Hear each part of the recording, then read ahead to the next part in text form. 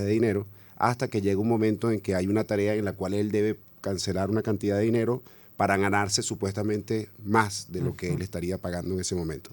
Y cuando la persona hace la transferencia por esa cantidad de dinero, bueno, cortan comunicación y resulta que fueron estafados.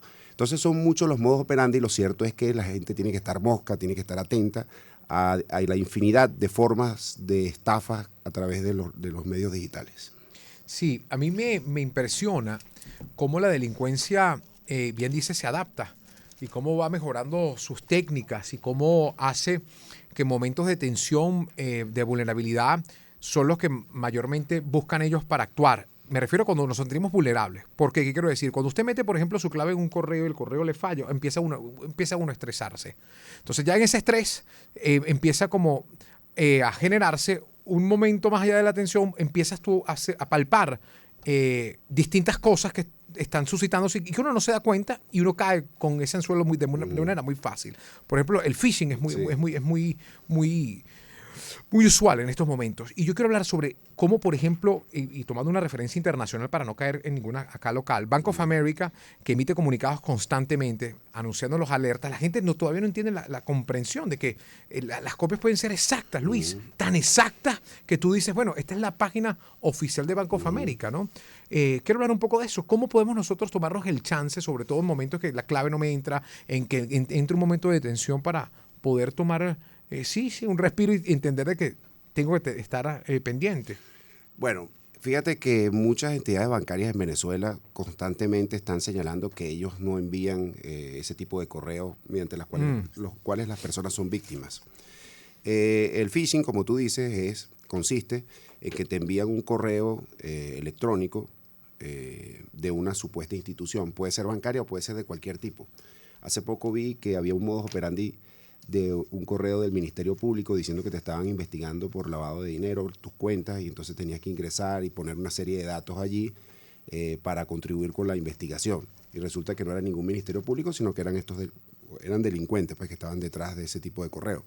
A veces también envían correos de entidades bancarias pidiendo cuentas, como dice Alex, cédulas, una serie de datos que luego utilizan los delincuentes para estafar a las personas. Entonces, lo primero que hay que entender es que estas instituciones regularmente no están mandando correos para preguntarte claves ni ningunos datos personales que ellos ya tienen y que regularmente ellos no utilizan ese método pues, de enviar correos. Entonces, la gente tiene que estar muy atenta al tema digital, tener un sexto sentido cada vez que recibe o ve una oferta en las redes sociales o les llegan algún correo, porque hay distintos modus operandi y los delincuentes se están adaptando siempre a las realidades sociales, a las realidades económicas y también adaptándose al hecho de que muchas personas ya se conocen un modus operandi y tienen que modificarlo porque ya nadie cae. Hay uno que a mí que da la sensación que es muy fácil, ¿no?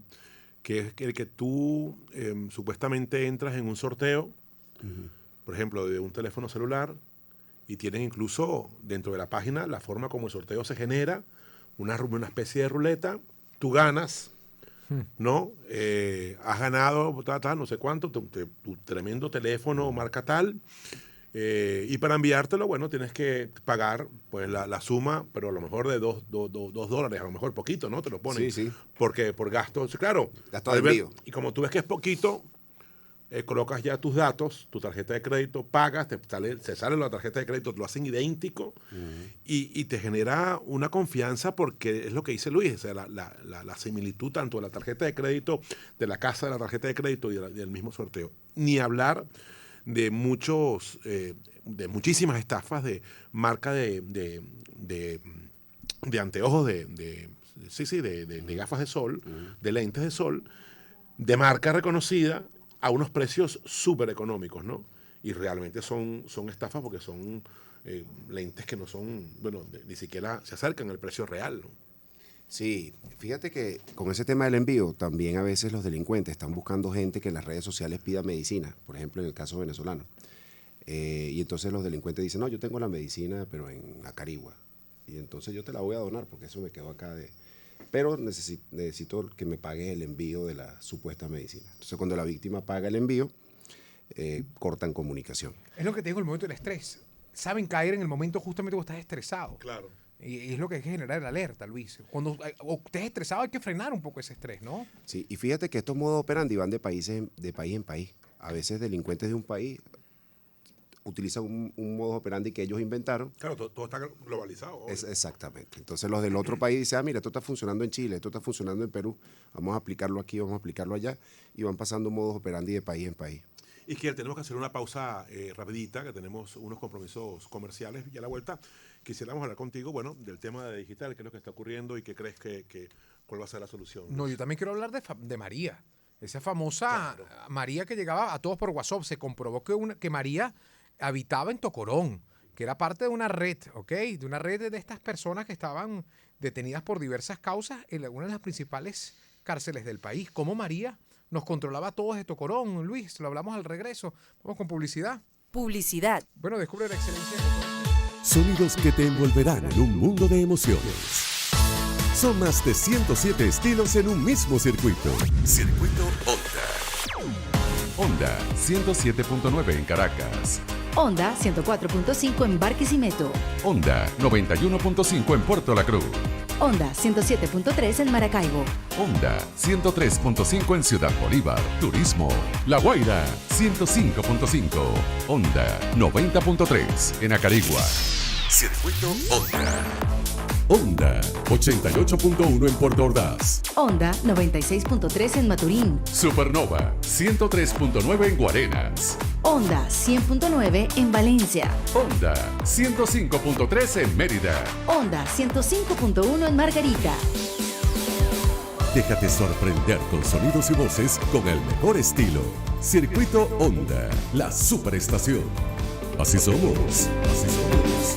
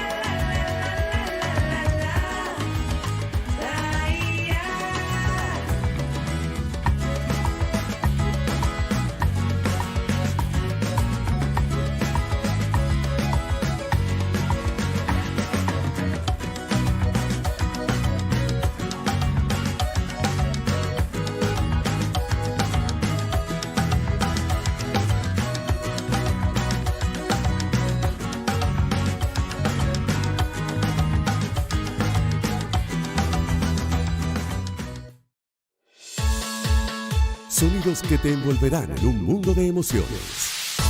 Son más de 107 estilos en un mismo circuito. Circuito Honda. Honda 107.9 en Caracas. Honda 104.5 en Barquisimeto. Honda 91.5 en Puerto La Cruz. Honda 107.3 en Maracaibo. Honda 103.5 en Ciudad Bolívar. Turismo. La Guaira 105.5. Honda 90.3 en Acarigua. Circuito Honda. Honda 88.1 en Puerto Ordaz. Honda 96.3 en Maturín. Supernova 103.9 en Guarenas. Honda 100.9 en Valencia. Honda 105.3 en Mérida. Honda 105.1 en Margarita. Déjate sorprender con sonidos y voces con el mejor estilo. Circuito Honda, la superestación. Así somos, así somos.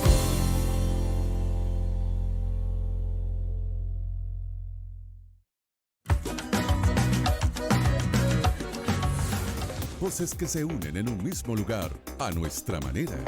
Por Honda, la superestación. 541. Hola, soy María y cambié de número. Bueno, esta frase, este saludo se nos ha hecho usual a los venezolanos. A todos nos ha llegado en algún momento el bendito saludo de María. Y María, como es un nombre tan común, uno siempre piensa en una María que uno conoce, ¿no? Pero esto ha significado un nuevo método de estafa, algún incauto que piense que en efecto se trata de alguien que uno conoce, ¿no? Esta modalidad de estafa se ha extendido en varios estados del país, no solo vendiendo dólares como empezó, sino hasta terrenos del Esequibo. Cuando se disputó este referéndum decían que, bueno, que ya iba a estar controlado el Esequibo y que ya estaban vendiendo los primeros terrenos, y no me lo van a creer, mucha gente cayó. Desde que inició este tipo de fraude, bueno, funcionarios policiales encabezados por Douglas Rico explicaron que se trataba de un delito que cometían personas desde las cárceles venezolanas. Y esto nos llamó más la atención, Luis. ¿Qué control tenían? Porque, bueno, ahorita sin duda hay una visión nueva hacia las cárceles. Hemos visto cómo han reestructurado muchísimo los centros penitenciarios, pero hasta qué punto los delincuentes tenían acceso a una base de datos y controlaban, por ejemplo, líneas telefónicas y accesos telefónicos a través de un centro, ¿no? Sí, de reclusión. Desde hace mucho tiempo se sabía que desde los centros penitenciarios se coordinaban muchas de las estafas digitales que se hacían en Venezuela. A finales del año pasado se intervinieron unas 7 cárceles, las últimas cárceles donde quedaban pranes activos en Venezuela, y todavía quizás es temprano para saber cuál ha sido la incidencia con respecto a los delitos de estafas digitales en el país. Uno podría suponer que deberían tender a bajar, porque ya desde allí, desde esos centros penitenciarios, no las estarían realizando. Pero no tengo data oficial que confirme esta tesis. Lo que tú señalabas de María, bueno, eso fue un modus operandi con el cual estafaron a muchas personas. Después María se comenzó a llamar Ana y Gaby, distintos nombres comunes para engañar a la gente. Pero ahora hay distintos modus operandi para hackear los WhatsApp o para tratar de sacarle divisas a las personas. Entonces, más allá de hablar de los distintos modus operandi, una recomendación podría ser: no cierre transacciones de divisas sin primero comunicarse con la persona que le está ofreciendo esos dólares. Claro. Comunicarse vía telefónica o comunicarse personalmente. Es decir, no cierre transacciones de dólares por mensaje de texto, por WhatsApp, por mensaje de Instagram o por cualquier otra vía, simplemente con mensajes, porque los estafadores muchas veces están detrás de esos mensajes. A la par de los temas digitales, hay otros modos operandi que también tienen tiempo, pero siguen cayendo personas en ellos. Uno de estos modos operandi es que los delincuentes ofrecen vehículos a muy bajo precio en Marketplace, y luego cuando la persona va al sitio a comprar el supuesto vehículo, es asaltada si lleva el dinero encima, o si no lleva el dinero lo secuestran y entonces hasta que no pague el rescate no lo liberan. Esto viene ocurriendo con mucha frecuencia en los valles del Tuy, en distintas zonas de los valles del Tuy, y también en el estado de Aragua, sobre todo en Magdaleno. Pero puede ocurrir en cualquier parte del país porque es un modo operandi que los delincuentes siguen utilizando y que, a pesar de que mucha gente ha caído, de que se dicen, vamos a decir, se denuncian estos modos operandi, sigue habiendo gente incauta que sigue siendo víctima de este tipo de cosas, ¿no? Vuelvo al tema del desespero, ¿no? El desespero por encontrar algo rápido, por no tener el control de las emociones y tomar un momento en frío. Bueno, eso que tú dices es muy importante, Luis, porque la mayoría de estas estafas son ofertas como increíbles. Sí. Por ejemplo, una camioneta que valga en el mercado, pónganse ustedes, $12,000, estos delincuentes la ofrecen en 8. Claro, es el anzuelo. Igual estas ofertas de trabajo que mencioné anteriormente, mediante las cuales... Yo caí en estafan- una de unas lentes. Yo caí en una de las lentes. Yo lo reconozco como un tonto. Te ofrecían, creo que eran 4 lentes de una marca, la marca más famosa. Y yo los compré. Yo los compré y me llegaron los lentes. Y te puedes imaginar lo que eran los lentes, ¿no? Hacían los lentes de piñata. Y ponían el nombre y todo. Es decir, caí, Sí, yo sí. caí. No sé Es que qué. cualquiera puede caer, cualquiera. Sí, sí. Entonces yo, bueno. Nadie está caí, exento de eso. caí. Entonces lo que hay es que sospechar de esas ofertas muy atractivas, sean laborales, sean de productos, sea de un vehículo, porque probablemente detrás de esas ofertas estén delincuentes utilizando eso como anzuelo. Sí, tremendo. Yo te quería preguntar por el tema digital, que estamos todos muy preocupados. ¿Cómo lo valoras?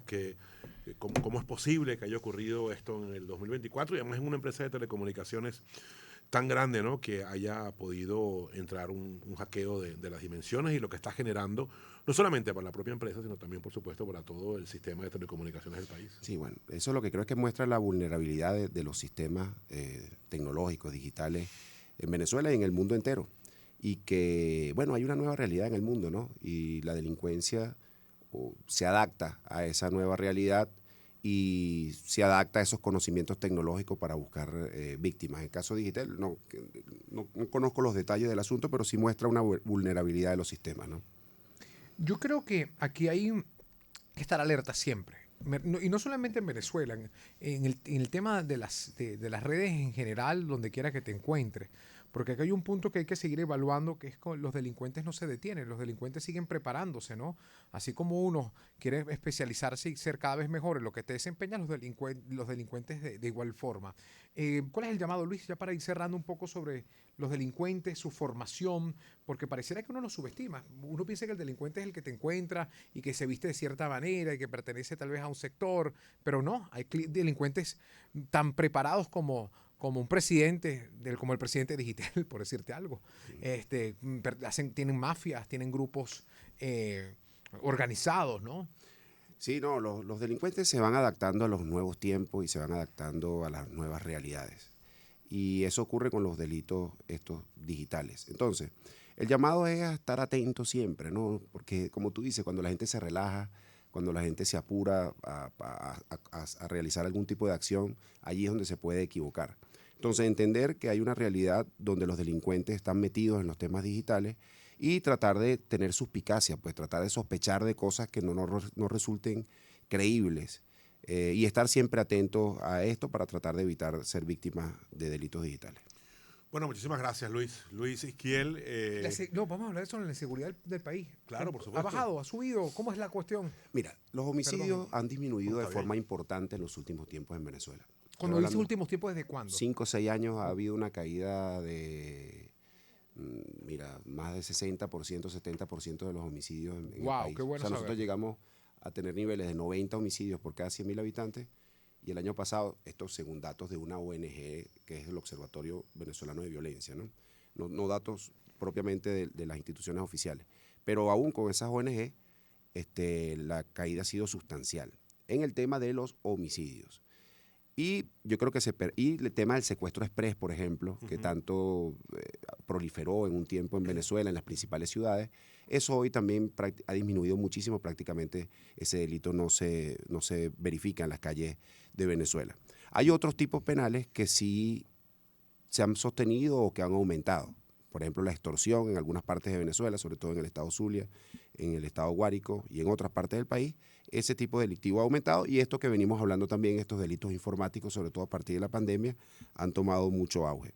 Pero en términos generales, bueno, sí, el homicidio, que es el termómetro que se utiliza internacionalmente para medir la criminalidad en un país, muestra que ha venido disminuyendo en los últimos 6, 7 años. Luego podemos hablar de las causas, pues las causas son múltiples, ¿no? Una de ellas, diría yo, entre las principales está la migración, pero sobre todo del grupo de jóvenes, varones, Sí. de los pueblos y barrios de Venezuela. Esos son los que se ven cruzando el Darién, el Río Bravo, etcétera. Entonces, en esa población estaba concentrado el grueso de la violencia asesina, vamos a decir, tanto de víctimas como de victimarios. Entonces Bueno, yo diría... llegó hasta Chicago, el Tren de Aragua, por decirte algo, ¿no? Sí, sí. Y pasó por el Darién. bueno, todavía eso está en investigación. No se sabe si son casos aislados de miembros del Tren de Aragua que entraron de forma autónoma, vamos a decir, aislada, o hay una planificación allí detrás de la organización criminal. Pero lo cierto es que sí, en Chicago detuvieron a 38 personas que presuntamente están ligadas al Tren de Aragua, y en el estado de la Miami, Florida sí. hubo un asesinato donde detuvieron a un presunto miembro del Tren de Aragua, y en el pasado también ha habido noticias que señalan de la presencia de miembros del Tren de Aragua, pero para ser sincero, yo, en mi opinión, eso todavía es muy incipiente. Yo diría que son, a ver, entre este inmenso grupo de venezolanos que ha salido del país, no es de extrañar que se cuelen algunas personas que forman parte de bandas delictivas, ¿no? Estamos hablando de 8 millones de personas.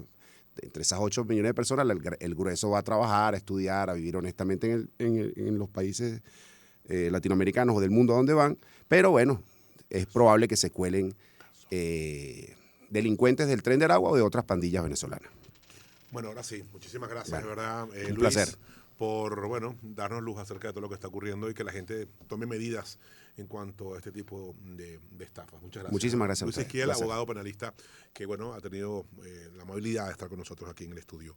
Vamos a cerrar la primera hora, señor Olavarrieta, ¿le parece bien? Vaya a tomarse un Está en tinto. este momento, fíjate, antes de cerrar, por cierto, que no lo habíamos dicho en la primera hora, se está disputando el último partido de la jornada del fútbol número 20 del fútbol español. En el minuto 90 del partido, ya en el segundo tiempo, el Real Madrid está ganando al Getafe 2-0 y mantiene su primer lugar en la tabla de la Liga del Fútbol de España. Cerramos la primera hora y ya volvemos aquí a Onda, la Superestación.